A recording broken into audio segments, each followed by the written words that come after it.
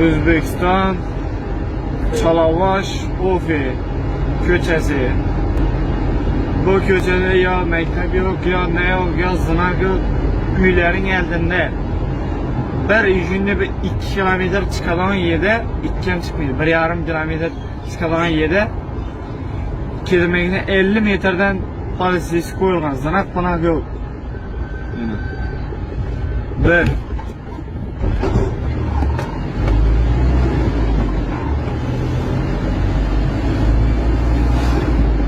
Bu 2.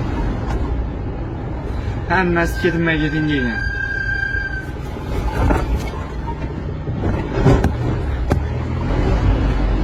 Bu balisanın eldine yok, balisanın eldinde yok.